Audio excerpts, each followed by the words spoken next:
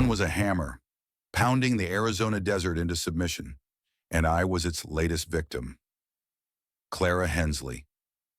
24, nothing but a torn backpack and a heart stitched with fear. August 1885, and the sand burned through my boots. Each step a battle against the heat, the hunger, the memories that clawed at me. 3 days without food, 2 without water, and my body was a traitor, legs wobbling, vision blurring at the edges. But it wasn't the desert I feared most, it was the past I was running from. My father's hands heavy with debt and whiskey, selling me at 18 to a gambler named Royce, whose fists left scars I still traced in the dark. I'd escaped, but freedom was a cruel joke when you had no home. No hope, just a ghost of a girl staring back from every cracked mirror. The desert stretched like a graveyard, cacti jutting up like bones, their spines glinting under a sky that hated me. I'd walk for miles, maybe days, time blurring into the endless gold of the dunes. My throat was sandpaper, my lips cracked, but I kept moving, driven by a stubborn spark I didn't understand. Fear was my shadow, whispering I'd die out here, alone, forgotten. Then I saw it a ranch, its wooden fence weathered but defiant, a speck of life in this sea of death, salvation or another cage. My heart pounded, fear and hope tangling like thorns. I stumbled to the door, knuckles raw as I knocked, each rap a plea to whatever God still listened. The door creaked open, and there he was, Eli Carver. 32, a cowboy carved from the land itself. His eyes, gray as a storm brewing over the mesas, pinned me in place. Sun-hardened skin, a jaw set like stone, and a voice rough as gravel. "What do you want?" he asked, suspicion sharp in every syllable. I tried to stand tall, but my knees buckled, and I caught myself on the doorframe. "Shelter," I whispered, voice barely a scrape. "Just one night." His gaze raked over me, my ragged dress, my hollow cheeks, the desperation I couldn't hide. Pity flickered, or maybe something fiercer, and it scared me more than the desert ever could. I swallowed, the words burning my throat.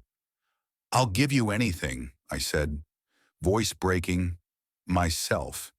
"If that's what it takes." The air went still, heavy with my shame. His jaw tightened, anger flashing in those storm cloud eyes. Not at me, but through me, like he saw the men who'd broken me. "You're worth more than that," he growled, stepping aside. "Get in. No deals."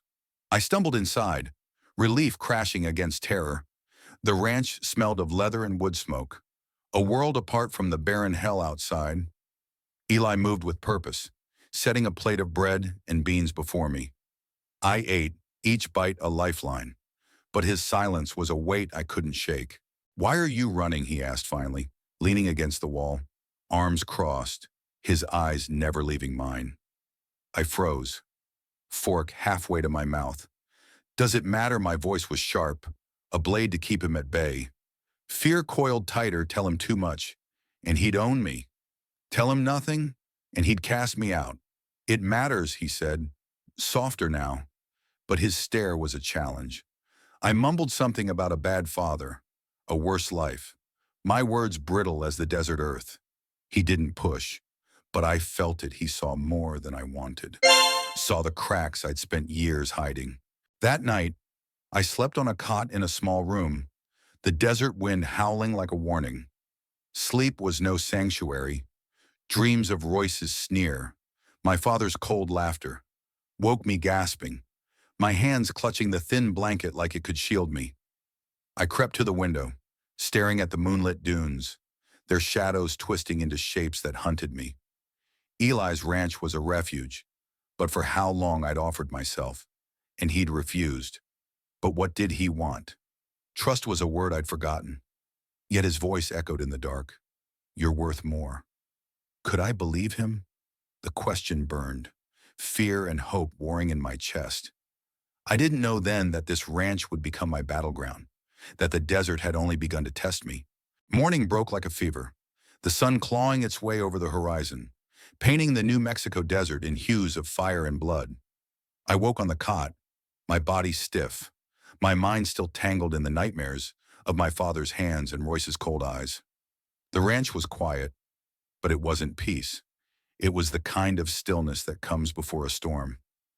I found Eli outside, his silhouette sharp against the dawn, checking the horses with a focus that bordered on obsession.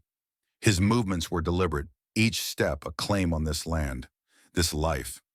I watched him, torn between gratitude for the roof over my head and the gnawing suspicion that nothing came free, not in my world. He glanced up, catching my stare.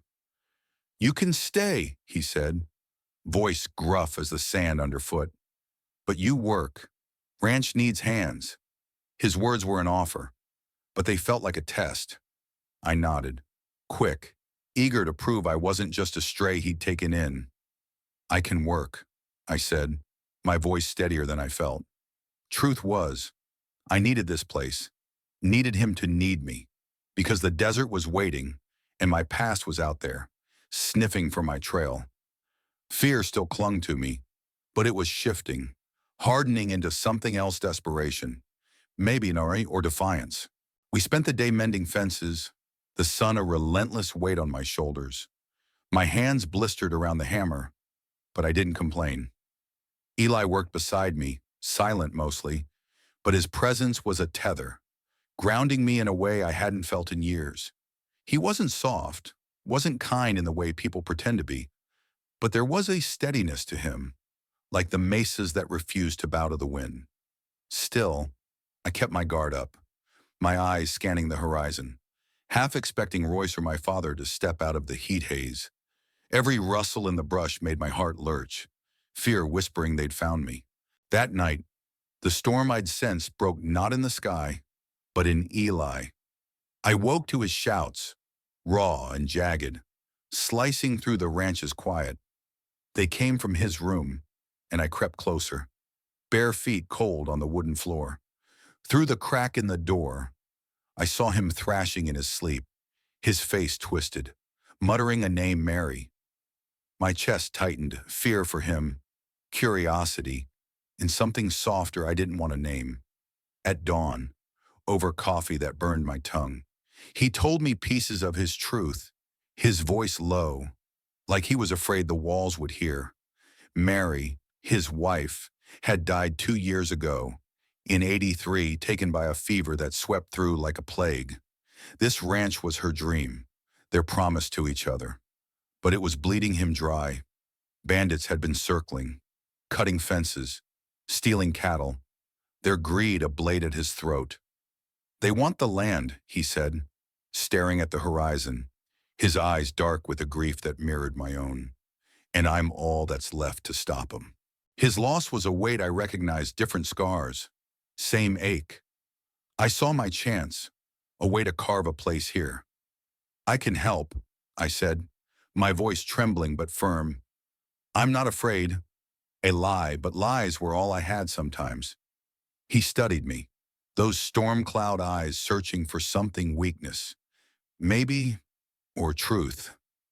"We'll see," he said finally, and I felt the shift, a thread of trust forming, fragile as a spider's web. That evening, we rode out to check the northern fences, the desert air thick with the day's heat. The sky was a bruise, purples and reds bleeding into each other. We found the fences slashed, wires twisted like broken bones, hoofprints scarring the earth.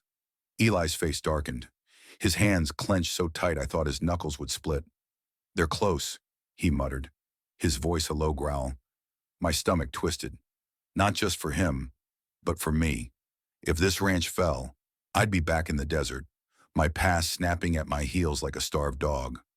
Worse, I saw something in the distance: a figure, half hidden by a cluster of cacti, watching us, too far to see his face, but the shape of him, the tilt of his hat, sent ice through my veins.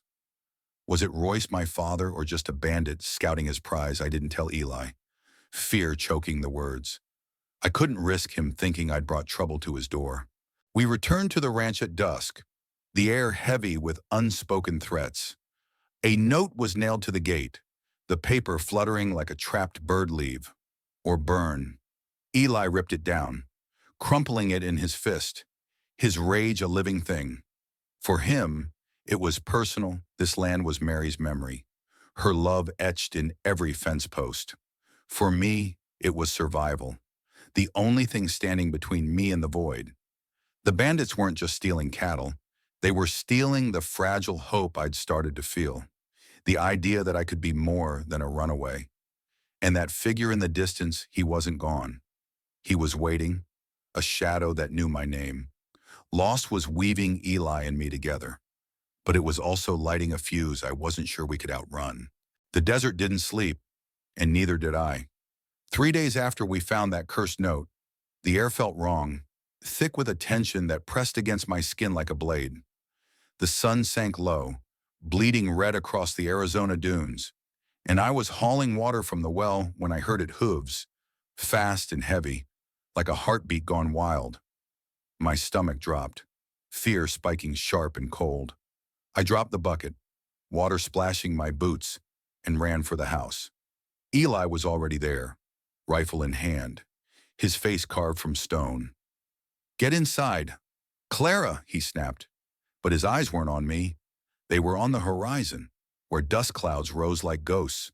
3 masked men burst into view, guns gleaming under the dying light, their horses snorting fire.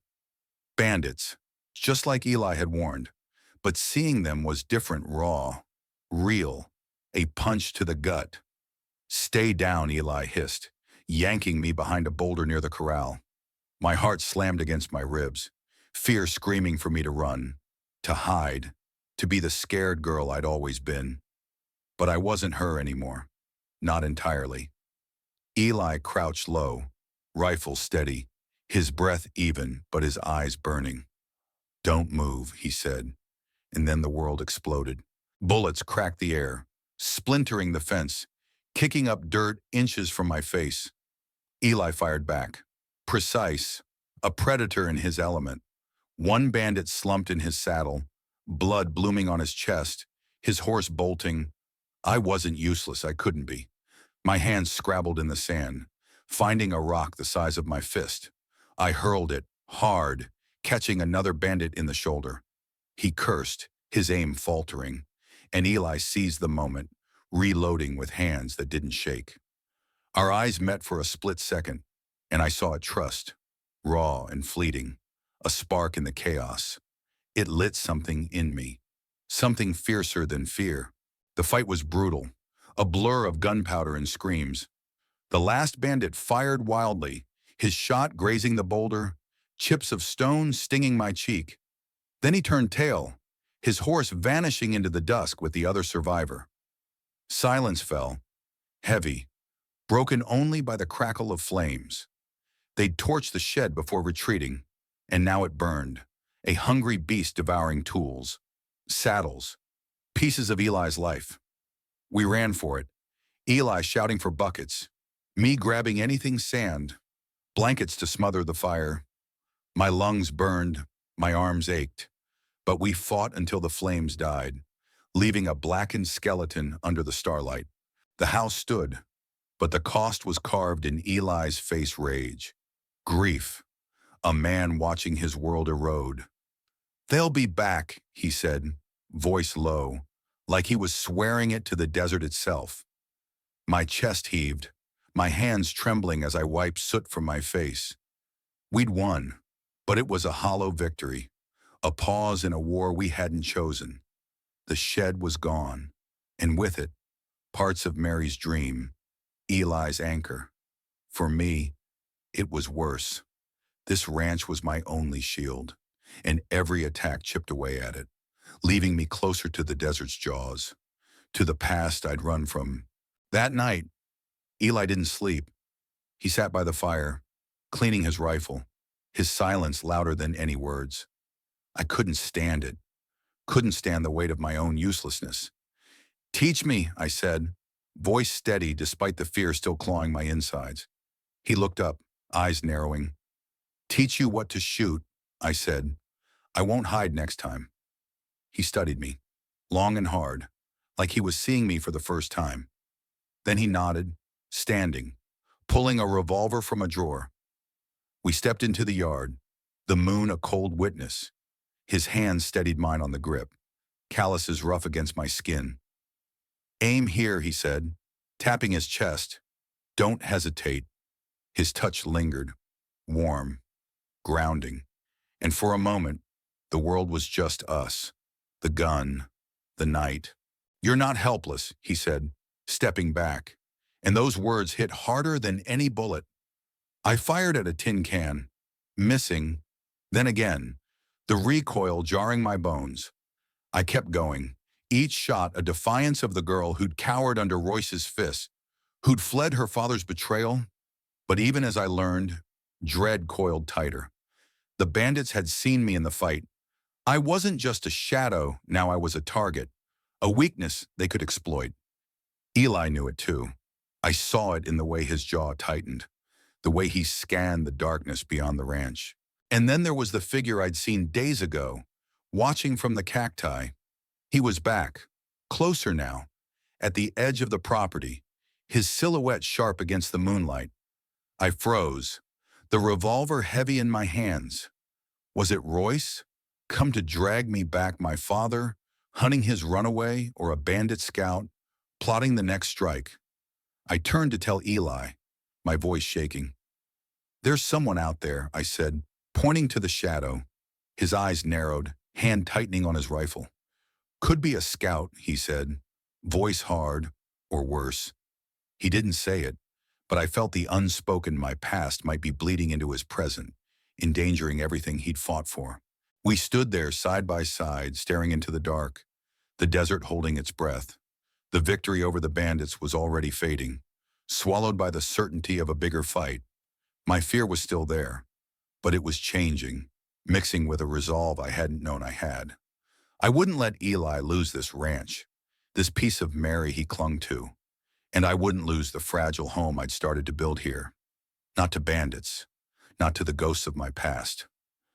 The figure vanished into the night, but his presence lingered, a promise of trouble we couldn't outrun. Midnight hit like a gunshot, the desert air cold and sharp, slicing through the cracks of the ranch house. I couldn't sleep, the memory of that shadow in the cacti burning behind my eyes. 7 days had passed since the bandit attack. 7 days of waiting, watching, every creak of the floorboards a warning. Eli was different now, harder, his eyes scanning the horizon like a man expecting a knife in the back. I felt it too, the weight of something coming, something bigger than the last fight. My hands still ached from practicing with the revolver, my aim sharper, but my heart heavier. Fear hadn't left me, but it was fuel now, burning alongside a stubborn need to prove I belonged here, to Eli, to this ranch. The attack came without warning. Hooves thundered, shaking the earth, a war cry tearing through the silence.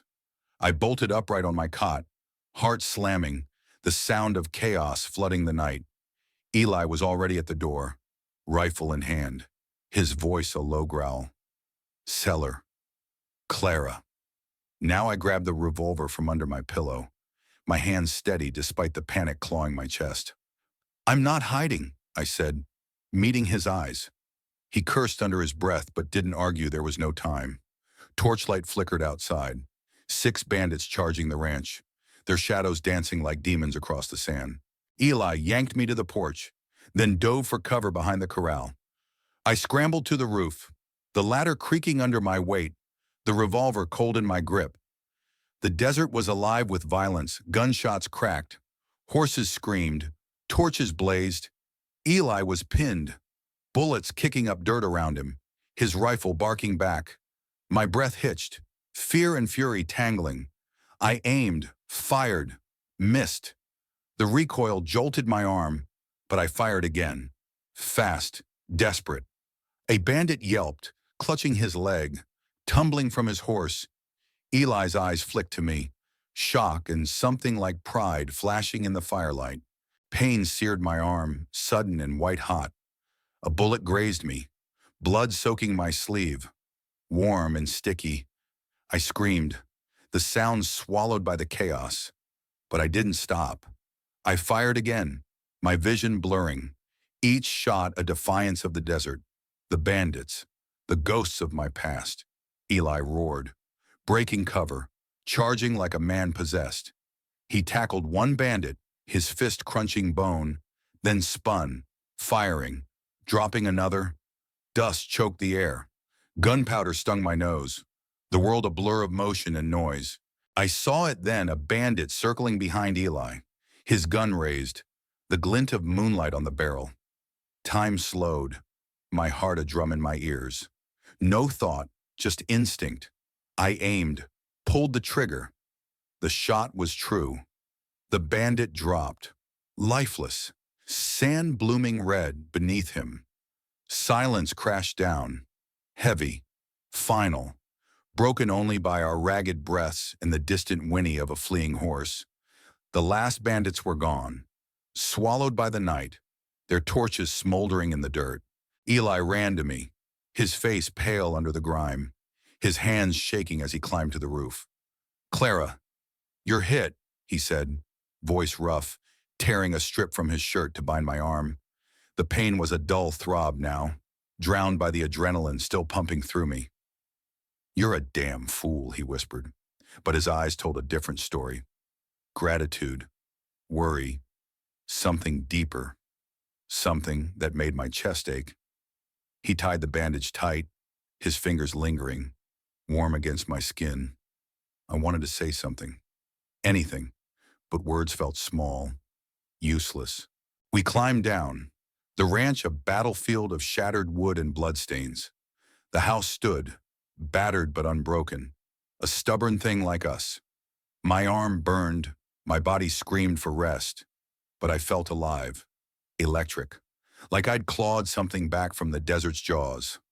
Eli stood close, his shoulder brushing mine, his silence heavy with unspoken things.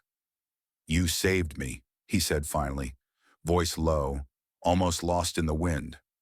I didn't know how to answer, didn't know how to name the thing growing between us. Fragile as a new flame, but the victory was a lie. As we dragged the bandit's body to the edge of the property, I saw him again, that figure, the shadow I'd glimpsed before, standing among the cacti, watching, closer now, his hat low, his shape a nightmare I couldn't shake. My blood ran cold, the revolver still in my hands suddenly heavy. Was it Royce, come to claim me? My father, here to sell me again, or a new threat, tied to the bandits who just bled on this land? I turned to Eli, my voice a rasp. "He's out there again." Eli's jaw tightened, his rifle already up, scanning the dark. "We'll deal with it," he said, but his tone was grim, like he knew this wasn't over. The desert was quiet now, but it was a predator's quiet, waiting to strike. My arm throbbed, my heart raced, but I stood taller, the revolver a weight I was learning to carry. The bandits had come for Eli's land, but they'd found me instead, and I'd fought, bled, killed. I wasn't just a runaway anymore, but that shadow in the cacti, he knew me, and he wasn't done. The ranch was still ours, but the cost was rising, and I wasn't sure what we'd have to pay next. Dawn broke over the Arizona desert, painting the dunes gold, but the light felt like a lie. My arm throbbed under Eli's makeshift bandage, the graze from the bandit's bullet a dull burn that matched the ache in my chest. The ranch stood, scarred but defiant, its fences splintered, the corral pocked with bullet holes. We'd fought off the bandits, bled for this place, and for a moment, I let myself believe we'd won. Eli moved through the wreckage, salvaging what he could, a broken shovel, a singed saddle, his face set, but his eyes softer when they landed on me. I wanted to hold on to that look, to the way his hand had lingered on my arm last night, but the desert didn't care about hope. It was always waiting to take something else. I was sweeping ash from the porch when hoofbeats echoed again, steady, deliberate, not the wild charge of bandits. My heart lurched, the broom clattering to the ground. Eli was at my side in an instant, rifle ready, his body a shield between me and whatever was coming. No masks this time, no torches, just a man in a crisp suit, his horse gleaming, flanked by two deputies with badges that caught the sun. He dismounted, his boots kicking up dust, his smile sharp as a blade. "Eli Carver," he said, voice smooth, like he was selling something. "This land's been sold. You're squatting." The words hit like a punch, stealing my breath. Eli's face drained of color, his rifle lowering an inch, but his hands were fists, knuckles white. "What the hell are you talking about?" he growled. "The man Thomas?" He called himself, pulled a sheaf of papers from his saddlebag, waving them like a flag. "Legal deed," he said, smirking. "This ranch belongs to me now. You've got till sundown to clear out." My world tilted, the ground unsteady beneath me.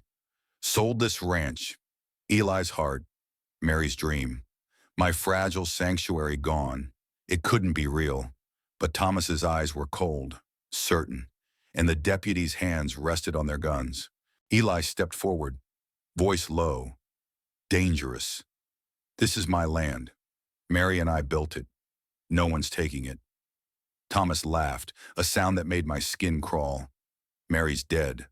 Carver. And her brothers got rights." The truth landed like a stone. Thomas was Mary's kin, a vulture circling now that she was gone. He claimed he'd inherited the ranch, said Eli had no proof, no deed. I saw the despair in Eli's eyes, the same hollow look I'd carried running from my father, from Royce. He was losing everything, and I was losing the only place that had ever felt like mine. Fear surged, but it wasn't the old, cowering kind. It was hot, sharp, a blade I could wield. "No," I said, stepping forward, my voice shaking but clear. "You're lying." Thomas's smirk faltered, his eyes narrowing as they sized me up, a ragged girl, blood still crusted on my sleeve, daring to challenge him. "This is Carver's land," I said, louder, my heart pounding. "And we're not leaving." The deputies shifted, but I didn't back down. I couldn't. Not for Eli. Not for me. Eli grabbed my arm, pulling me back, his voice a harsh whisper. "Clara, don't." But I saw it in his face. He was breaking, the weight of loss too much. I remembered something then, a flicker of hope buried in the chaos. Days ago, cleaning the house, I'd found a letter in Eli's Bible, tucked between the pages. Mary's handwriting elegant and sure. I hadn't read it, but it was important. Personal. What if it was the proof we needed? "There's a letter," I said, turning to Eli, my words tumbling fast. "Mary's letter, in the Bible. It might say something about the land." His eyes widened, a spark cutting through the despair. We ran inside, Thomas shouting after us, his voice dripping with scorn. "You're wasting time." Carver. The Bible was on the shelf, worn and heavy. My hands shook as I flipped through it, pages crinkling, until the letter fell out, folded tight. Eli snatched it, his breath catching as he read. "It's her will," he said, voice raw. "She left the ranch to me, every acre." My heart soared, but Thomas's laughter followed us back to the porch. "A letter that won't hold up," he sneered. "Sundown, Carver, or we drag you out." I wanted to believe we'd won, that Mary's words would save us. But the shadow from the cacti, the figure I'd seen watching, chose that moment to step into the light. My blood froze.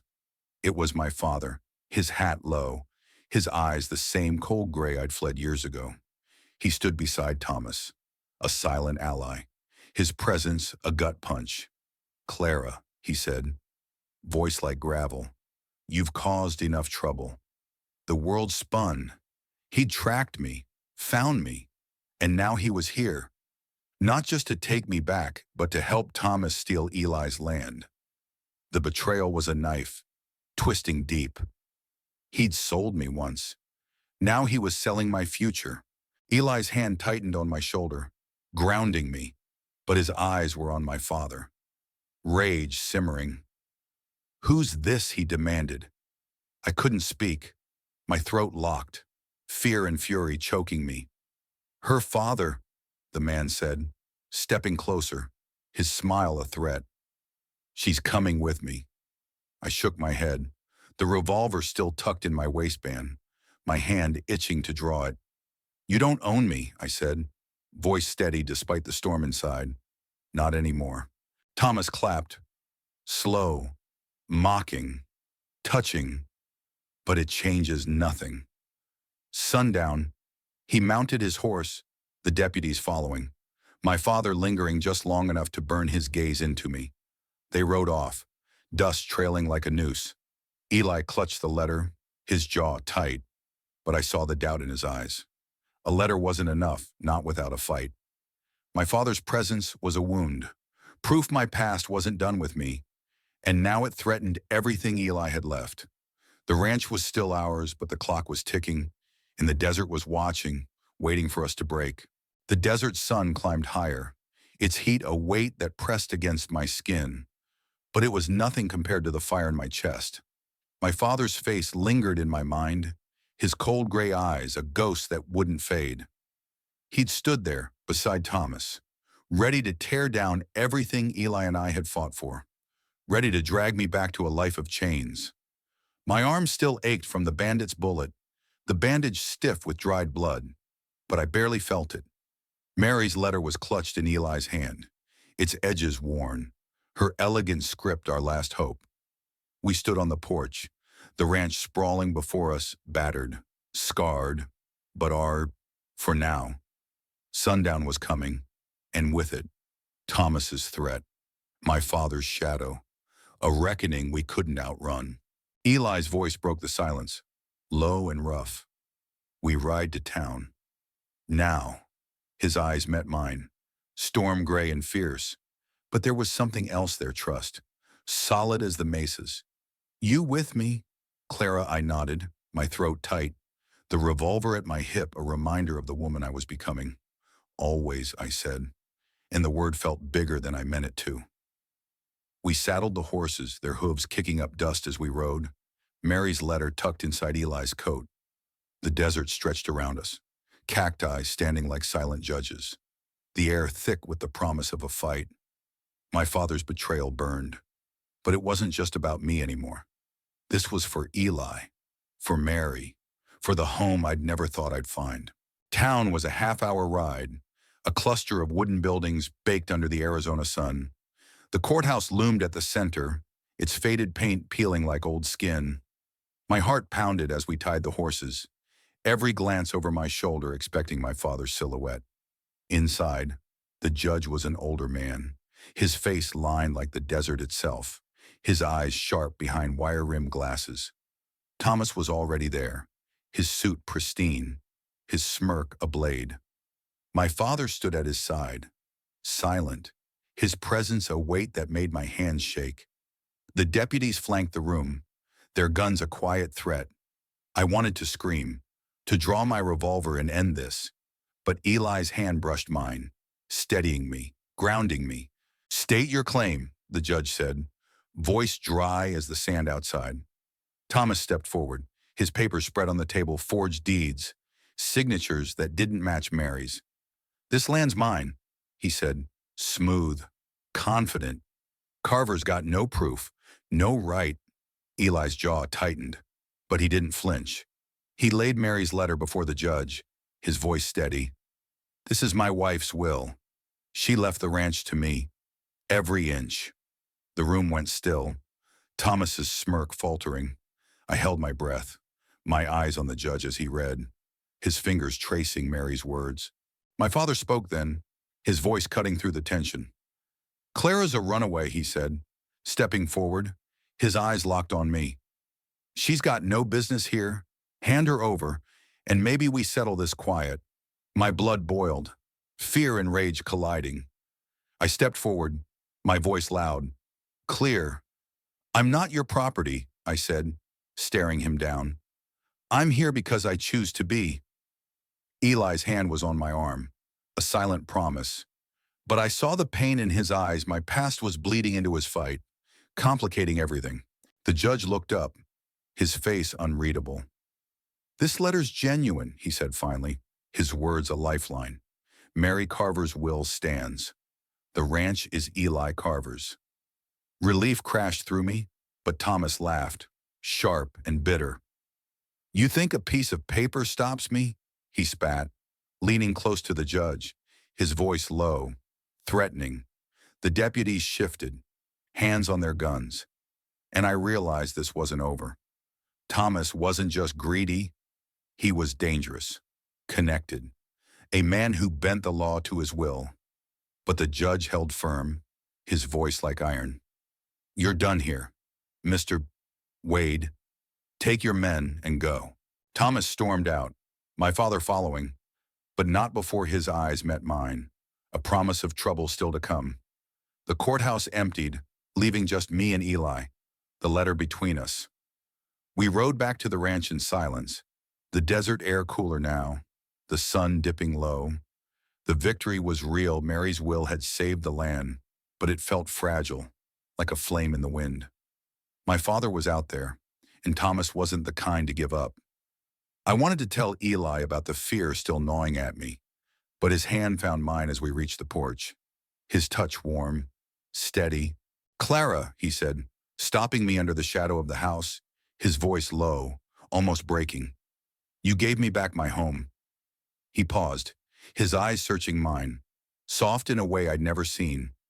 "Stay, not because you have to, because I want you to." As my wife, my heart stopped, the world narrowing to his face, his words. I'd come here offering myself for shelter, a desperate trade born of fear. Now he was offering me a future, a heart, a home. Tears burned my eyes, but they weren't from pain. "Yes," I whispered, my voice trembling, joy and fear tangling together. "Yes."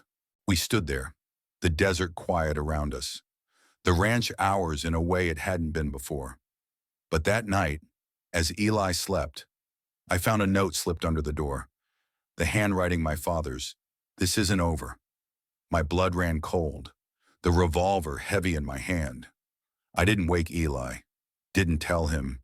Some fights were mine to face, and I'd face them as Clara Carver, not the girl who'd run. The ranch was safe, but the desert was still watching, and I knew the storm wasn't done with us. The desert morning was soft, the sun rising gentle over the Arizona dunes, casting long shadows from the cacti that stood like old friends around the ranch. I stood on the porch, my hand resting on the railing, the wood warm under my palm. My arm still ached from the bandit's bullet, but the pain was distant now, a reminder of what I'd survived. Eli was out by the corral, mending a fence, his shirt sleeves rolled up, his movements steady. Sure. I watched him, my heart full in a way I'd never known, his proposal still echoing in my ears. As my wife, those words had rewritten something in me, turned fear into possibility, a future I hadn't dared imagine. But my father's note, tucked in my pocket, was a weight I couldn't ignore. This isn't over. It was a promise, a threat, and I knew he'd keep it. I'm Clara Carver now, not Hensley, not the runaway who stumbled into this desert with nothing but scars and a torn backpack. The ranch is my home, its weathered walls a testament to what we'd fought for Eli and I, side by side, against bandits, against Thomas, against my own past. We'd rebuilt, piece by piece. New fences rose where the old ones fell, the corral patched, the sheds blackened bones cleared for something new. Every nail I drove, every post I set, was a claim on this life, a defiance of the girl I'd been, the one who thought she was worth only what she could trade. Eli saw more in me, always had, and that belief was a fire that kept me going. But the desert doesn't forget. My father's shadow lingered, a storm waiting to break. I hadn't told Eli about the note, hadn't wanted to darken the victory we'd clawed from the courthouse. Mary's letter had saved the ranch, her words a shield against Thomas's greed. But my father was different. He wasn't after land, he was after me, after control, after the daughter he'd sold like cattle. I'd faced him in town, told him he didn't own me, but his eyes had promised retribution. I kept the revolver close, its weight a comfort, a reminder I wasn't helpless anymore. I'd killed a man to save Eli, fought for this land, this love. I could face my father, too, when the time came. Eli caught me watching him, his storm gray eyes softening as he straightened. Wiping sweat from his brow, he crossed the yard, his boots crunching on the sand, and stopped close, his hand brushing mine. "You're thinking too hard," he said, voice low, a half smile tugging at his lips. I laughed, a sound I barely recognized, and leaned into him, his warmth chasing away the chill of my thoughts. "Just looking at you," I said, and it was true, but not all of it. He didn't push, just stood there with me, the desert quiet around us, the ranch alive with possibility. We worked together that day, side by side, the rhythm of it grounding me. We mended the last of the fences, checked the horses, planned a new shed. Every task was a promise to each other, to this land, to Mary's memory. But as dusk fell, painting the sky in purples and golds, I felt it again, that prickle on my neck, the sense of being watched. I scanned the horizon, my hand on the revolver, but saw nothing, just cacti and sand stretching to forever. Maybe it was my father, maybe just the desert playing tricks, but I knew better than to trust the quiet. That night, we sat by the fire, Eli's arm around me, the crackle of the flames a small comfort. He talked about the future cattle drives, maybe a garden, a life built on this land. I listened, my heart aching with how much I wanted it. But my father's note burned in my pocket, a secret I couldn't keep much longer. "Eli." I started, my voice soft, but a knock at the door cut me off. My blood ran cold, my hand flying to the revolver. Eli was up in an instant, rifle in hand, his body tense. "Stay back," he said, but I was already at his side, weapon drawn. It wasn't my father. It was a boy, no older than 12, dusty and wide-eyed, clutching a crumpled letter. "From town," he stammered, thrusting it at Eli before bolting into the night. Eli tore it open, his face hardening as he read. "What is it?" I asked, dread pooling in my gut. He handed it to me, his jaw tight. The words were simple, scrawled in a hand I didn't recognize. "Thomas is gone. Left for Mexico. You're safe." Relief should have come, but it didn't. Thomas was a snake, but my father was the real threat, and he was still out there, untamed, unwritten in that note. I showed Eli my father's note then, the one I'd kept hidden. His eyes darkened, rage and worry mixing as he read. "Why didn't you tell me?" he asked, voice low, hurt. "I didn't want to lose this," I said, gesturing to the ranch. "To us. Not yet." He pulled me close, his arms a fortress. "You won't lose me," he said, fierce. "We face him together." I nodded, tears burning, but the fear didn't fade. My father was coming, and I'd have to face him. Not as a runaway, but as Clara Carver, a woman who'd fought for her place. The desert taught me something, standing there with Eli, the stars bright above us. You can lose everything, your name, your hope, your heart, and still build something stronger. I came here offering myself for shelter, a desperate girl with nothing left. Eli gave me a home, a heart, a future, but I earned it too, with every fight, every choice to stand instead of run. What's your desert? What's the thing you're afraid to face? Think about it. Let it settle in your bones. If this story hit you, if it made you feel something, hit that like button, share it with someone who needs it, subscribe for more tales of grit and heart. Your story's out there, waiting for you to fight for it. Live it. Don't let it pass you by.